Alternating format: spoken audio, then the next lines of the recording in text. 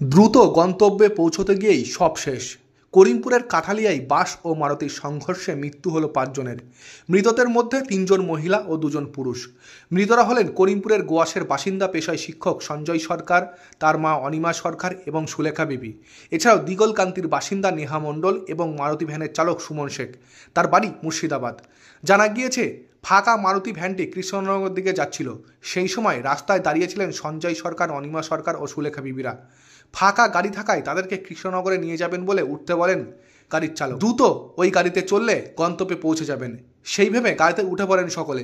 কিন্তু গন্তব্যে পৌঁছানোর আগেই সব শেষ।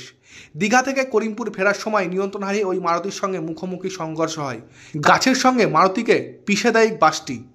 ঘটনায় মৃত্যু হয় ওই গাড়ির চালক সহ আরও ৪ জন যাত্রীর।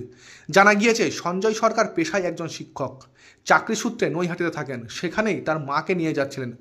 অপরদিকে সুলেখা বিবি ব্যবসায়িক কাজে যাচ্ছিলেন। বাসের অপেক্ষায় থাকলেও দীর্ঘ সময় লেগে যেতে পারে, তাই সময় বাঁচাতে দ্রুত নিজেদের গন্তব্যে পৌঁছতে মারুতি ভ্যানে ওঠেন।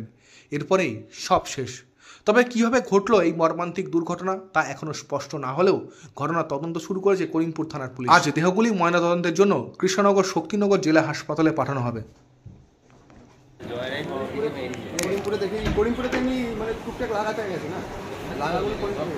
কজন আহত হয়েছে খোঁজ না হতো?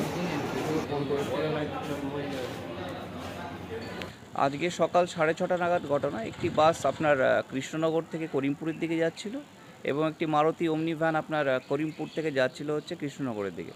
মুখোমুখি সংঘর্ষ হয় এবং যেটা আমরা খবর পেয়েছি, ঘটনাস্থলেই ৫ জনের মৃত্যু হয়। তার মধ্যে ৩ জন মহিলা এবং ২ জন পুরুষ আছে। এখনো পর্যন্ত পরিচয় জানা গিয়েছে? পরিচয় ৩ জনকে আমরা আইডেন্টিফাই করতে পেরেছি, বাকিগুলো খোঁজাখোঁজ চলছে এবং পরিবারের সঙ্গে আমরা কমিউনিকেট করার চেষ্টা করছি।